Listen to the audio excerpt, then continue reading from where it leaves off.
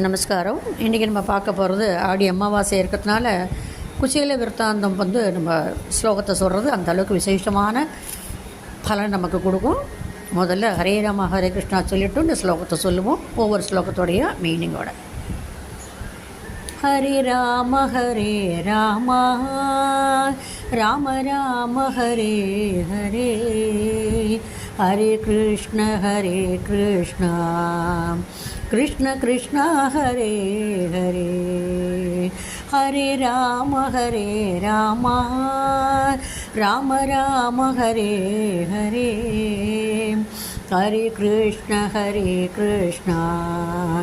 கிருஷ்ண கிருஷ்ண ஹரே ஹரே. ஸ்ரீ குருभ्यो நமः. குச்சேல நாம பவதः சதீர்த்யதாம் கதः ச சாந்தினீபனி மந்திரே த்விஜः त्वदेकरागेण धनानि निःस्पृहो दिनानि निन्ये प्रशमीय गृहाश्रमी. இந்த ஸ்லோகத்துக்கு அர்த்தம், குச்சேலர் என்ற அந்தனர் சாந்தினிபதி முனிவரின் ஆசிரமத்தில், ஹே கிருஷ்ணா, உன்னோடு சேர்ந்து கல்வி கற்று வந்தார் அல்லவா, உனது உண்மையான தோழன். இயல்பாகவே அவர் இல்லறத்தை ஏற்றவர். அவர் உன்னிடத்தில் மட்டும் கொண்ட தனி பக்தியினால் செல்வம் முதலியவற்றில் பற்று இல்லாதவராகவே அவர் திகழ்ந்து வந்தார். ஸ்லோகம் 2. சமான ஷீலாபி ததீய வல்லபா ததைவ நோ சித்தத்வயம் சமேயுஷி கதா கதா கதாதி தூச்சே பத விருத்திலப்தயே ரமாபதி கிம் ந சகா நிஷேவ்யதே. இன்னொரு தடவை வாசிக்கிற. சமான ஷீலாபி ததீய வல்லபா ததைவ நோ சித்தஜயம் சமேயுஷி கதாதி தூச்சே பதல் விருத்தி லப்தயே ரமாபதி கிம் ந சகா நிஷேவ்யதே. இந்த ஸ்லோகத்துக்கு அர்த்தம், அந்த குச்சேலரின் மனைவியும் அவரை போலவே, குச்சேலரை போலவே நற்குணங்கள் பொருந்தியவளாகவும் சாந்தமானவளாகவும் எந்த ஒரு பொருளிலும் இச்சை இல்லாதவளாகவும் இருந்தாள். அமைதியான குடும்பம், சந்தோஷமான குடும்பம், ஆனந்தமான குடும்பம், எளிமையான குடும்பமாகவே இருந்தது. பொன் பொருளில் இஷ்டமில்லாதவர்களாகவே திகழ்ந்தார்கள். ஸ்லோகம் 3. இதீரிதோயம் பிரியயா க்ஷுதார்த்தயா ஜுகுப்சமானோபி தனே மதாபகே ததா த்வதாலோகன கௌதுகாத்யயோ வகன் பட்டாந்தே பிருத்துகானுபாயனும். இந்த ஸ்லோகத்துக்கு என்ன சொல்ல வர்றார்னா, இந்த குச்சேலரும் சரி அவருடைய மனைவியும் சரி எப்பொழுதும் பொறுமையாகவே இருக்கின்றார்கள். அப்படி இருக்கும்பொழுது குழந்தைகள் ஒவ்வொரு வருடமும் கணக்கில்லாத குழந்தைகள் பிறந்ததனால் தலைவிரித்து ஆடியது வீட்டில் சமைப்பதற்கு ஒன்றுமே இல்லாமல் தவித்தார்கள்.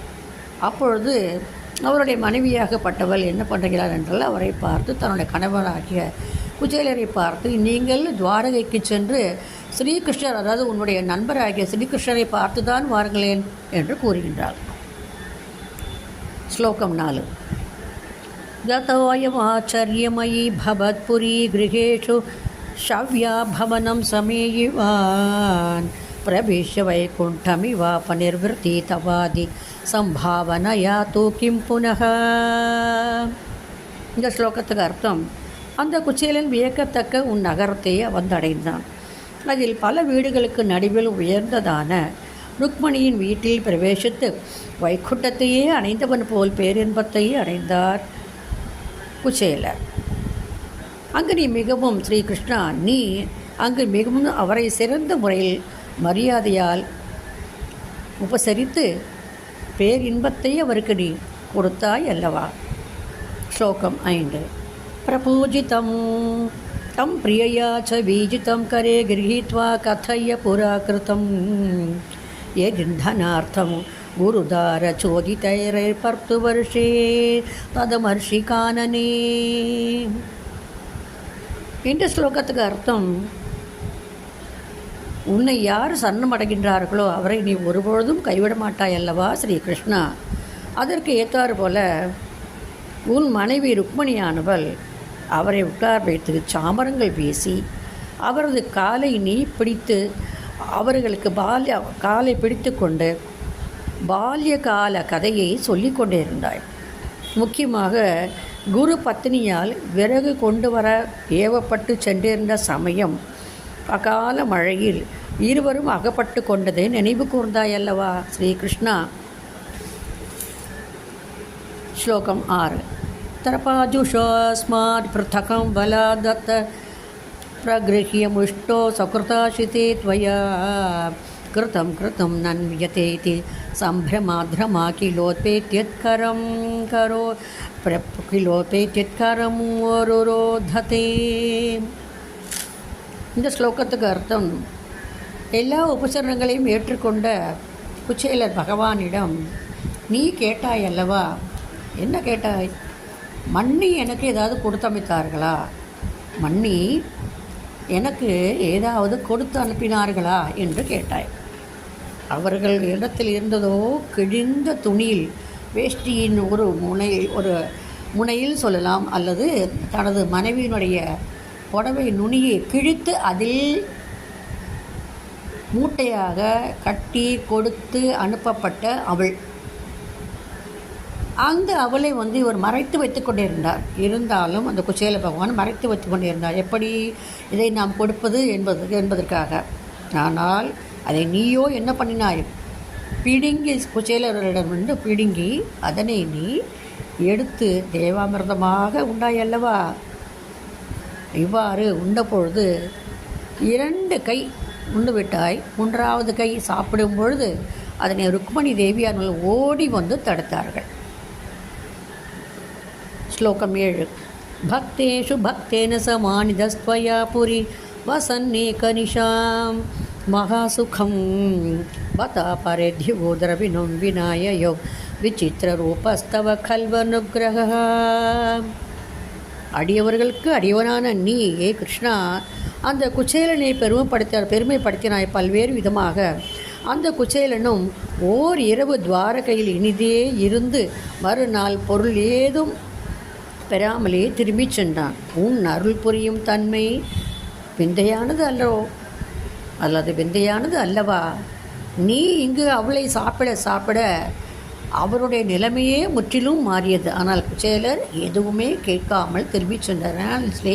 நீ சிநேகிதன் அல்லவா, அவருக்கு சிநேகிதனத்தில் எப்படி கேட்பது என்று பலவிதமான சங்கடமானது. ஸ்லோகம் 8. யதி ஹயாச்சிஷ்ய மதாஸ்யதச்சுதோ வதாமி பார்யா கிமிதி விரஜன்னசோ துதுக்திலீலா ஸ்மித மக்னதீஹி புனः க்ரமாத பஷ்யர் மனிதி பிரமால்யாம். இந்த ஸ்லோகத்துக்கு அர்த்தம், அந்த குச்சேலன் நான் செல்வத்தை யாசித்து இருப்பேனேயானால் அந்த கண்ணனும் அல்லது கிருஷ்ணனும் நன்றாக நிறைய கொடுத்திருப்பார். இப்பொழுது அந்த மனைவியிடமே எப்படி நான் போய் சொல்லுவேன்? மனைவி கேட்பாளே, ஏதாவது கேட்டீர்களா, கொண்டு வந்தீர்களா என்று கேட்பாளே, நான் என்ன செய்வேன்? எப்படி உங்களுக்கு நான் பதில் உரைக்கப் போகிறேன்? புரியவில்லை. இருந்தாலும் பரவாயில்லை, என் நண்பர்களிடம் கேட்பதற்கு எனக்கு மிகவும் சங்கடமாக இருக்கிறது என்று மனதில் நினைத்து கொண்டே அந்த மாளிகையை விட்டு தன் வீட்டிற்கு திரும்பி வருகிறார். ஸ்லோகம் 1. किं मार्गविभ्रंशति भ्रमन् क्षणं गृहं प्रविष्टगा सतदर्शवल्लभा सखी परीतां मणिहेमभूषितां बुबोध च त्वत्करुणा महाद्भुता. குச்சேலர் வழி தவறிவிட்டனோ என்று சிறிது நேரம் திகைத்தார். பின் தனது இல்லத்திற்குள் சென்றார். தோழிகள் சூழ நவரத்தினங்களாலும் பொன் மணி முத்து விலை உயர்ந்த ஆபரணங்களினாலும் விளங்கிய தன் மனைவியை கண்டார். உன் அருள் பெருவிந்தைக்கு உரியது ஏதும் சாத்தியமா அல்லது அசாத்தியமா? சாத்தியம்தானே. உனது அருள் கிடைக்குமேயானால் எல்லாமே சாத்தியம்தானே. நிரந்தரமான செல்வம் கிடைக்க பெருமையாயின் நிரந்தரமான செல்வம் நம்மிடம் இருக்க வேண்டுமாயின் ஸ்ரீகிருஷ்ணனுடைய பகவானுடைய திருப்பாதங்களை நாம் பற்றி கொள்ள வேண்டும். யாரு கொடுத்தாலும் போய்விடும், செல்வோம் என்று போய்விடும். ஆனால் பகவான் கொடுத்தால் அதை தடுப்பதற்கு யாரால் முடியும்? அந்த செல்வமானது நம்மை விட்டு எங்குமே செல்லாது, நம்மிடம்தான் இருக்கும். அதுதான் ஸ்ரீகிருஷ்ண பகவானின் லீலை. सरत्नशालासु वसन्नपि स्वयं समुन्नद्भक्तिभरोमृतं व्ययो। सरत्नशालासु वसन्नपि स्वयं समुन्नद्भक्तिभरोमृतं ययो। त्वमेव मा पूरितभक्तवाञ्छितः मरुत्पुराधीश हरस्व मे गतान्। सरत्नशालासु वसन्नपि स्वयं समुन्नद्भक्तिभरोमृतं स्वयो।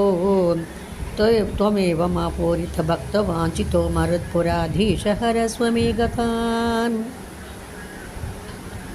அந்த குச்சேலர் ரத்தன மாளிகையில் வாழ்ந்து கொண்டிருந்தாலும் அந்த செல்வத்தின் மீது பற்றற்றவனாய் உன்னிடம் கொண்டுள்ள பக்தியை மட்டும் வைத்து கொண்டு உன்னையே நினைத்து கடைசியில் மோட்சத்தை அடைந்தான் அல்லவா? குருவாயூரின் தலைவனே, அப்படியெல்லாம் பக்தர்களின் விருப்பங்களை நிறைவேற்றி வைக்கும் நீதான் எனது அனைத்து விதமான நோய்களையும், அதாவது 52 விதமான நோய்கள் அனைத்தையும் நீர்தானப்பா தீர்க்க வேண்டும்.